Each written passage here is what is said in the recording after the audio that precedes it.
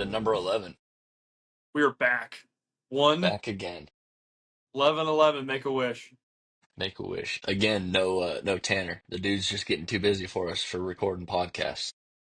He's a busy man, you know. Something. He's too cool sometimes, you know. We'll get him on sooner than later. He'll probably be on I think Brooks and I are about to record this one, obviously, number 11. Then we're gonna record 12, and I think I'll try to have Tanner on for 13. It might just be Tanner and I. Well, I don't know. We'll see based on everybody's availability. But yeah, so we are gonna kind of like pre-record some video or some podcasts to put out during that week of Thanksgiving. I'll be out of town, and I know everybody's got family plans or whatever plans over Thanksgiving, so we'll try to get those knocked out sooner than later so then we can all just have our time with family and not have to worry about recording a dang podcast. So Where are um you going?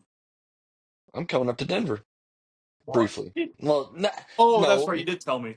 yeah, not Well, I'll be in Denver for like late Wednesday and Thanksgiving Day, and then we're going up to Wyoming right afterwards. The only other time I might be able to see Brooksy is Monday, but you'll probably be at work, or if we come back Sunday or come back down the Denver area Sunday. If you come back Sunday, maybe we could go to the range and We'll go test out some bows on Sunday. dude, What? new freaking idea. We test out bows Sunday. We either go to bear archery or bear archery. I have a Bear Creek archery. That might be a plan. We'll have to see. Ooh, I am so Uh, down. I'm hoping not to get your hopes up. Don't get, gosh dang it, that'd be so much fun. Let's not get Brooks's hopes up. That could be a great podcast. Sorry, guys, we're kind of talking about stuff right now. Welcome to the show. Yeah, no, that's just the way it goes. As unofficial of a podcast as they come, unprofessional, unprofessional professionals. We're professional at being professional.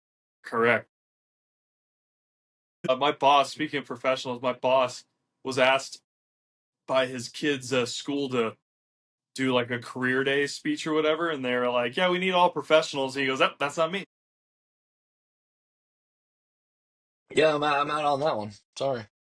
That's funny. So, episode 11. This episode, what we were gonna talk about, what we are gonna talk about, hunt highlight from the last week. Tanner didn't get to hunt, so he doesn't really have any stories to share on his side of the hunt, but he was able to help me track on Saturday, but we'll get to all that. Hunt highlight.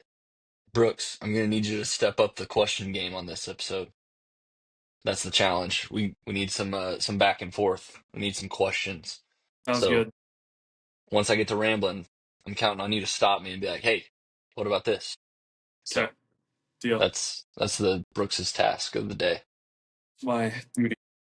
We need the viewers and listeners in the comment section to hold Brooks accountable to make him ask more questions today. Yeah, please do, because I'm the type of guy who does not ask questions. I kind of just sit there and listen, and then I'll think of questions, and I'm like, probably could have asked that, but oh well. Oh, hey, 2 episodes later, hey, I meant to ask you this. Well, That's awesome.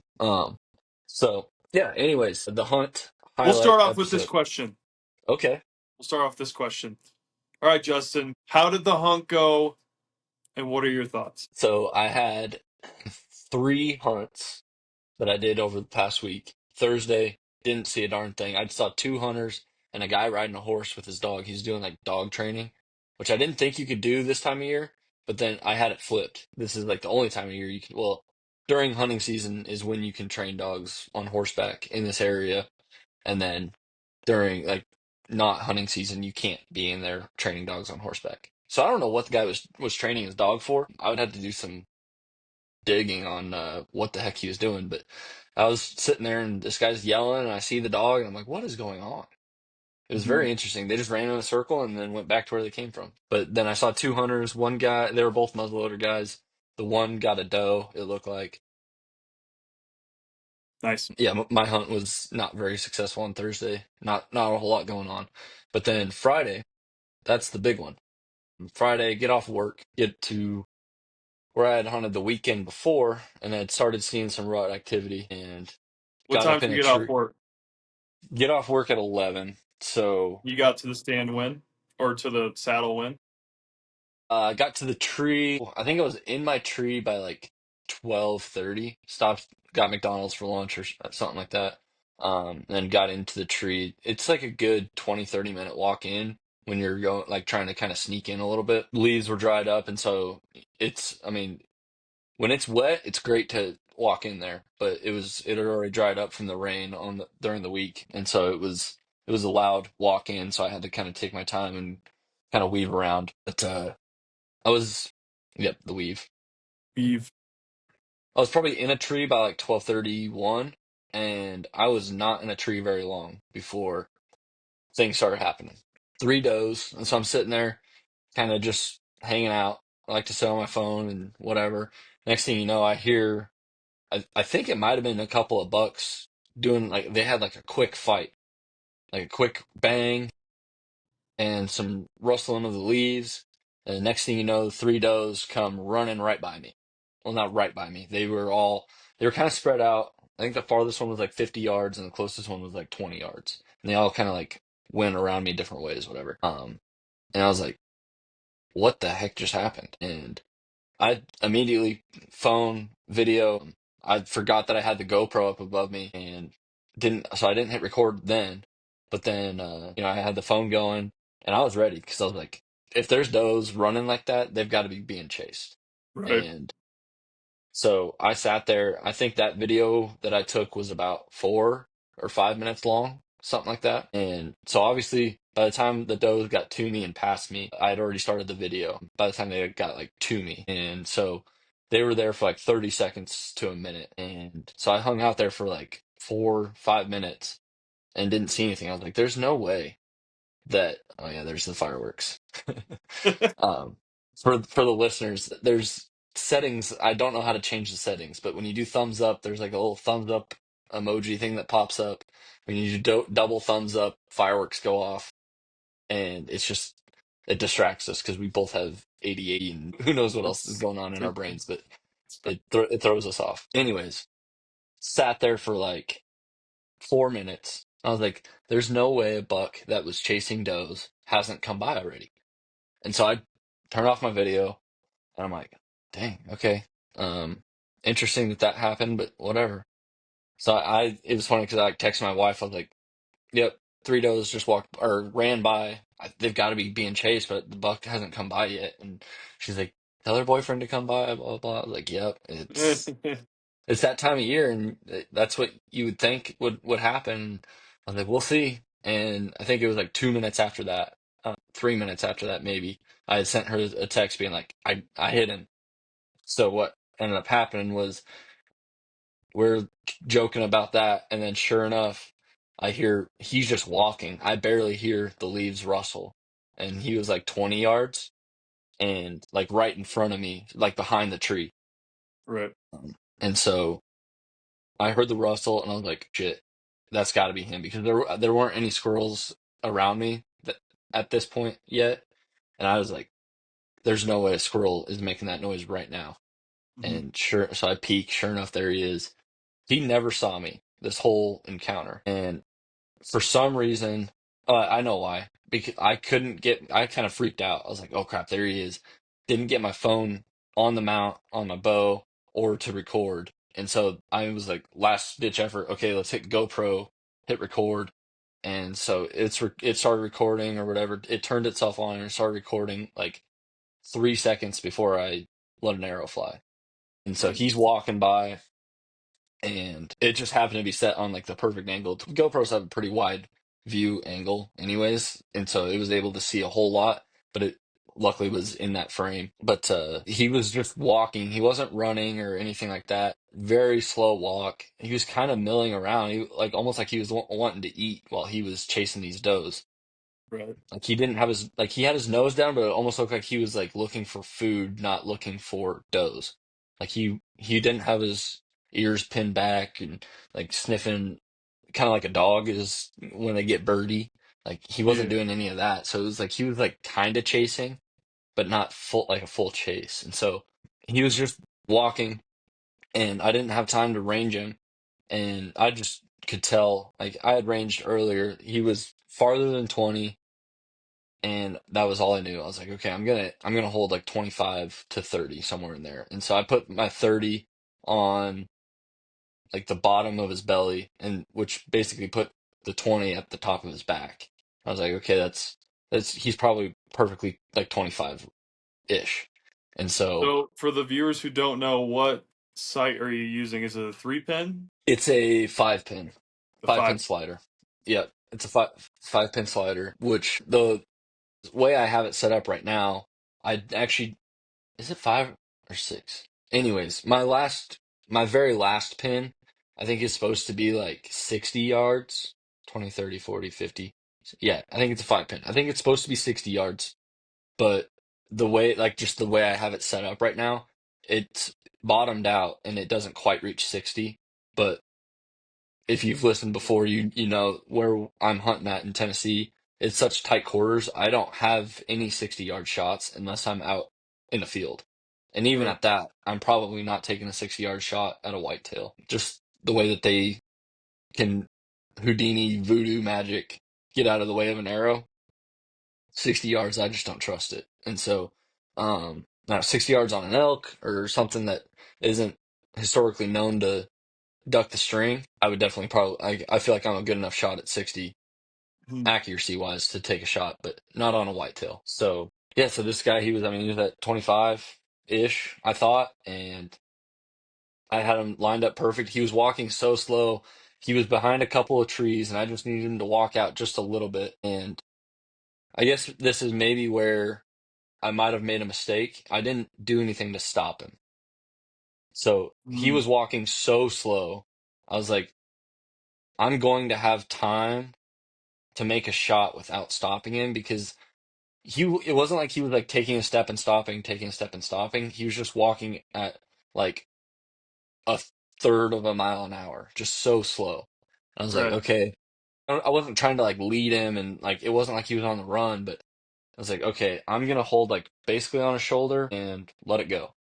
Mhm. And watching back on the video, what looked like had happened, he continued his stride, and I might have been holding just a little farther back than I probably should have for taking that type of shot. Yeah. But you can also see kind of some like the impact point.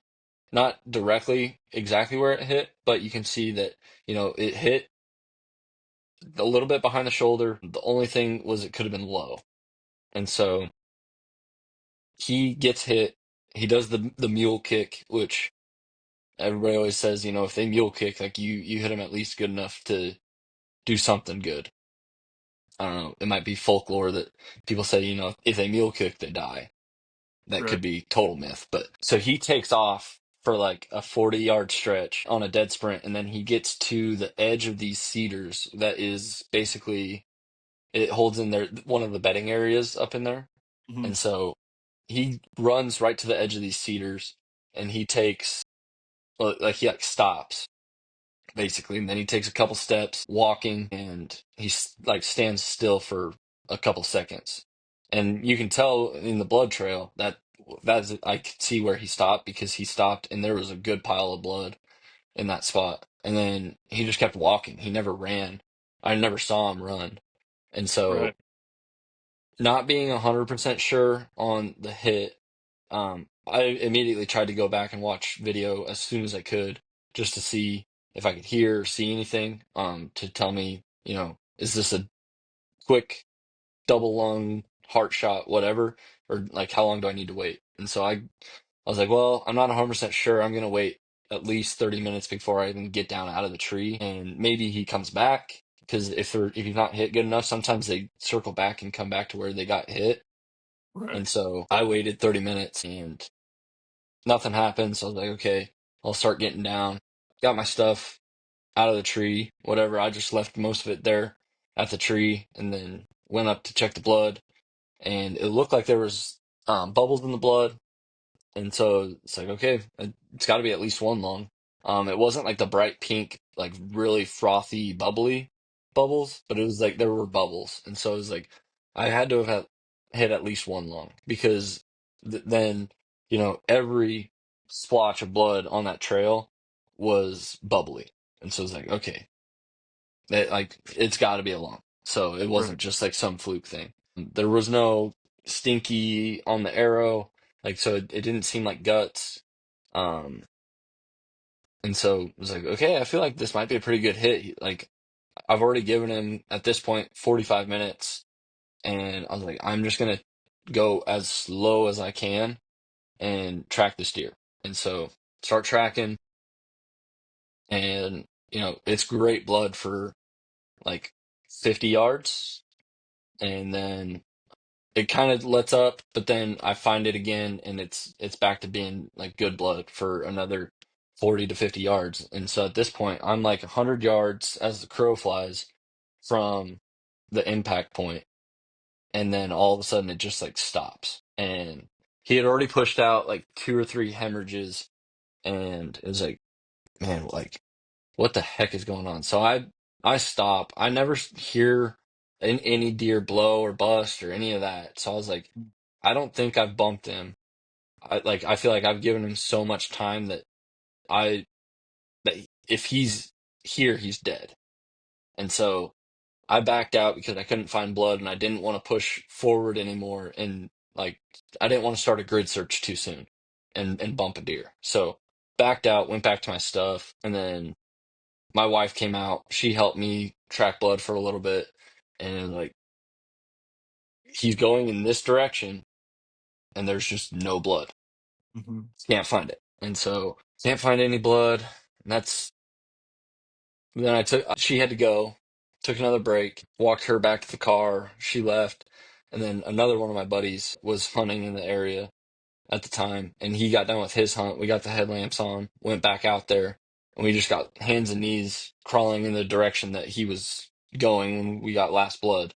It was like, well, let's go look for it. And we find like the tiniest drops of blood and no bubbles, no, like they were just specks. It was like, Right. that's not great. And there's no blood on leaves or trees or anything like that that he might have walked by. So it's like, well, that bleeding stopped pretty quick. Hmm. And then we got to another point, another like 50, 60 yards from where had last blood before he got there, and there was another hemorrhage out. And so I was like, okay, like maybe he starts spewing blood again. We look in like 10-yard circle from there, seeing if maybe he turned, and there was nothing, not another drop of blood. And so he and I backed out. I thought about calling a dog or a drone or something to have him come out, but just right now, like the one guy he quoted me, it was like I forget the number, but one guy was like $250 for him to come out, and then he said if the track is an hour or longer, it's minimum $300. And then I was like, dang. There were other guys. There's an app. One of the people that I got a hold of, she would have come to do it. She never gave me a quote, but she was like, I'm out of town, but download this app. It's called Tracker, Trakr, and you basically like fill out all the information that you have, put it in there, and it gets noted. Like all these other trackers are in this database, and they get notified when you put it in there, and they can like accept or whatever your track job. So I put it in there.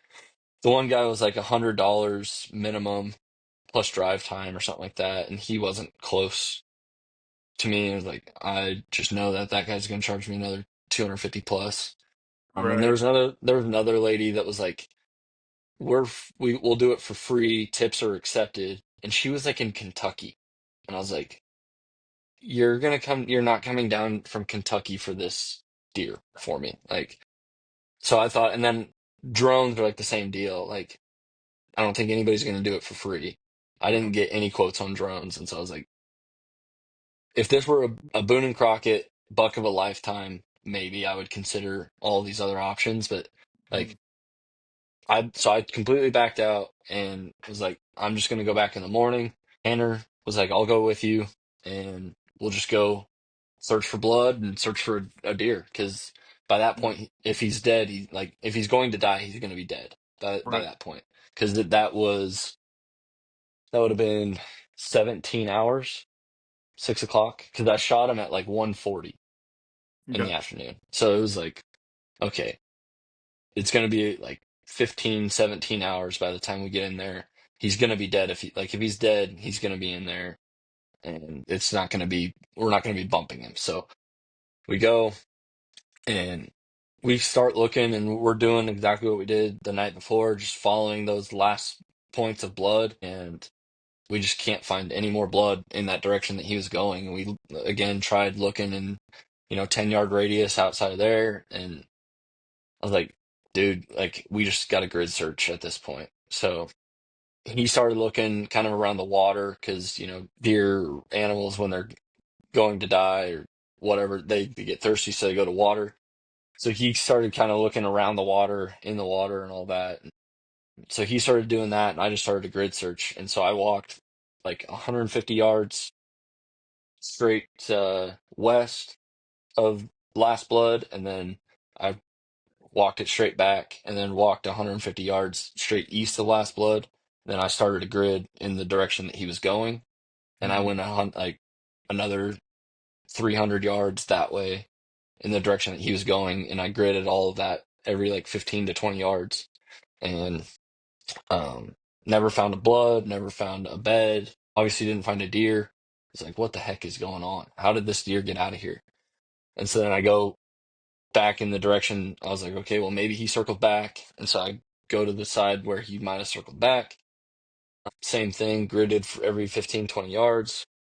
No sign, nothing. And it's like, man. So mm, by the time Saturday was all said and done, I had grid searched close to 16 acres, which, I mean, isn't a ton, but in you would think like the way I did it and the amount of visibility you have, you'd either find him or you'd find some sort of sign in that right, 16 acres, the way that it all looked. And so, yeah, no blood, no deer, no hair, nothing. And so he either survived, which, I looked into it. It's like people have said that they have like a confirmed one lung hit and the deer have found a way to survive.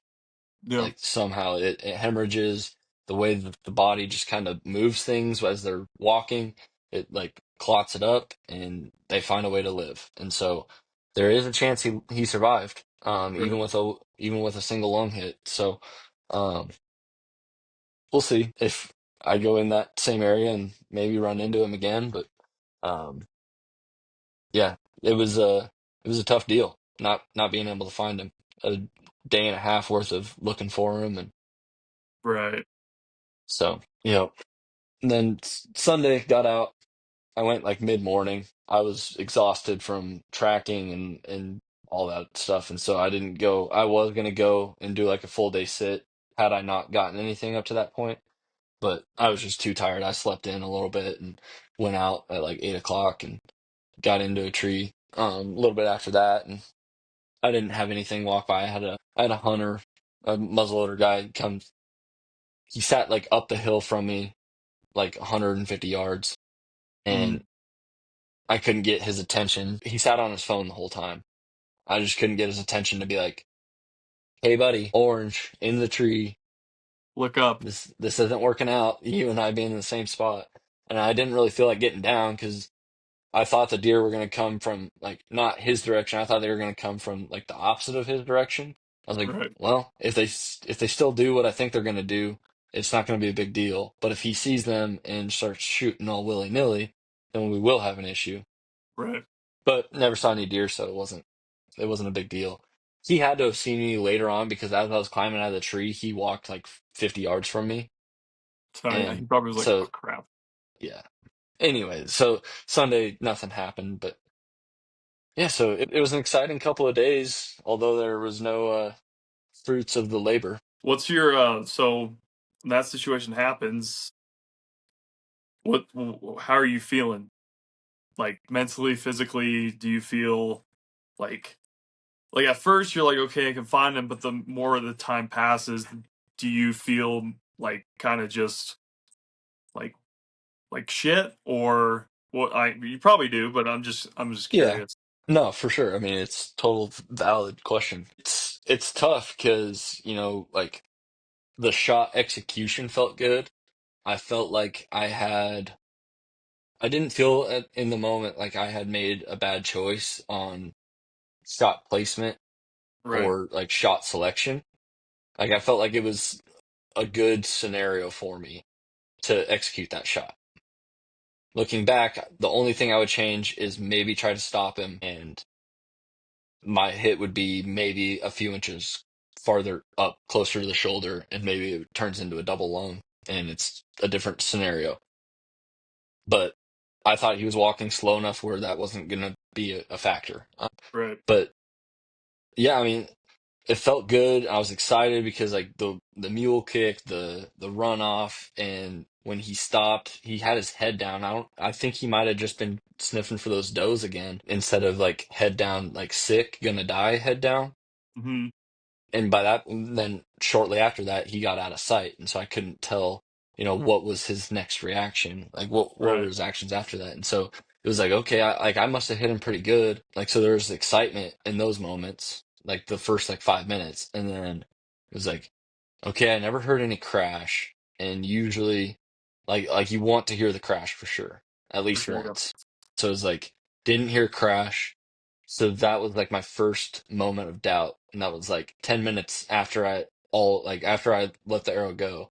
Like that hit me of like Mm. there was no crash at all.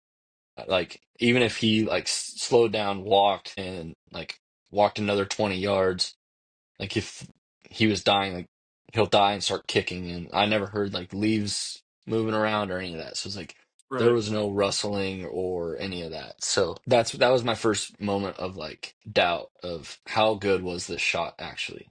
And so Mm-hmm. then that's like immediately it was like, okay, I need to see where I hit this deer. Like, did my GoPro actually get it downloaded to the phone, try to zoom in as far as I could. And I was like, I mean, yeah, it looks pretty good. So it's like, all right, there's still some hope. Like I said, then at about 45 or so minutes after I had hit him, got down over to the arrow, there was bubbles and the blood was good. And so there was a lot more confidence the whole time up until like Saturday morning. Like I was Mm-hmm. confident all the way up until Saturday morning when was like, there is no blood after this last hemorrhage. Mm-hmm. That was my first like huge amount of doubt. Like I feel like we're not going to find this guy. Um, and so not really disappointed in myself at all, Right. which I feel like is good because, you know, I know it happens. Like I've hit deer before that haven't died. Like my very first deer I shot with an arrow. It was probably very similar. If I know it was worse because I had to have been just a brisket hit on that one. I knew I hit it low. He didn't mule Mm-hmm. kick. He just was like as casual a deer after being hit as could be on that first one. This one, you could tell he got hit good. And so it's like, Right. well, that's what made me feel so much better about it. But, it happens where you hit them and they don't die. And so Right. that's the unfortunate part of it, of hunting, and especially archery. You make that marginal miss, and it's a couple inches is the difference of them living and them dying. And so, Right. yeah, I think the biggest lesson I would maybe learn from it is, I guess, every chance you get to try to stop it, take it, Mm-hmm. no matter how slow you think they're moving, I guess. And if they won't stop and you really feel like you need to take a shot, I guess good luck. I don't know. I don't know Mm-hmm. the best way to do it at that point, but um yeah, I guess that's my biggest takeaway, really, I think, is even if you feel like they're moving slow, if you think you have a chance to stop them, at least try to stop them. For sure. So, What do you? yeah. What's t- when you? I guess when's a good time to call off the search, in your opinion? I feel like once you feel like you've exhausted your resources, Mm-hmm. like for me, it was obviously a tracking dog or a drone is always an option, quote unquote, always. But like financially, can't afford. Like I can't afford to do that right now. Though our whole lives leading up to like tracking dogs and tracking drones, especially in the last couple of years with drones, like they weren't really a thing. They were some people had them. They're like, oh, my dog's a really good coonhound. I'll bet you he can track this deer you hit. And it's like, oh, that's a genius idea. You can track a hit deer. Mhm. But other people, like our whole lives, the whole history of hunting, like that's not really been the case. So it's like you hit them and you track them, and if you feel like you hit them good, you do a grid search. And if they're still not in that grid search, you've done your best. And you Right. just gotta say, well, they're either coyote bait or they lived, and on to the next. And so the hard part, I guess the next hard part is like when you film it and you're making it publicly known that, I hit something, it didn't die, and I'm gonna keep hunting. Like, I guess there's some criticism and some, I wouldn't say consequences, but there's some criticisms that maybe you, not the average Joe would face. Mhm. Not that I'm anticipating a whole lot of criticism on my situation, but yeah, I think once you feel like you've exhausted your resources, so I'll go back to answering your question. Wasn't gonna buy a tracker of any sort. I trailed the blood as well as I could. I grid searched for 16 acres. Tanner did, I don't even know how many foot miles or whatever he put on in the ways that he searched, but he Mhm. searched basically the whole shoreline. I searched the shoreline on Sunday looking for him too, all the way from the farthest point that I could even fathom him coming, which is like down by the parking lot, basically, and all the way to where my tree stand was. Like all of those miles in between and acres or whatever yards in between, it was like there is zero sign. There's no little pieces of hair, there's no blood, there's obviously no deer. So like Mhm. I've exhausted my resources. There's the only other possible thing, if there was any sign of it, I would have done it, but there's private pretty close to that, like another couple hundred yards up. Like when I went that when I went west 150 yards from Last Blood, another 150 to 200 yards from there is the first piece of private. And if I would have had any indication that he had gone up there, for sure, I would have gone and asked for permission to at least look for him. But Mhm. the fact that there was no blood or true indication, it was like, I guess it's going and doing the needle in a haystack, but Right. it's almost a waste of their time and whatever. It may have been a waste of my time, it may not have, but I felt like, the resources I had and the knowledge I had exhausted all my options. And at that point, it was just time to call it in. That's fair. That's fair. And it's like it's just crazy because that deer could have been in the next county. Yeah, like it could be alive right now chasing another doe. Yeah. You don't know for sure. Yep. You So know, it's unfortunate. It sucks. I haven't had to experience that yet, so, but I'm sure at some point I will. yeah.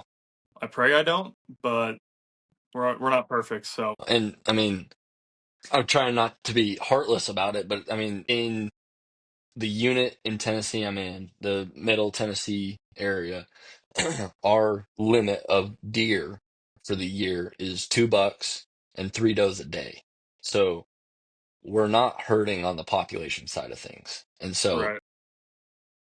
if it were something where it's like, it's a limited time, uh, minimal opportunity type of hunt, it'd be like, I need to do everything like I'll spend $500 to track this deer. And, you know, I spent so much money on getting the tag or whatever. Like if Mhm. that were the case, then I'd consider so much more. But Right.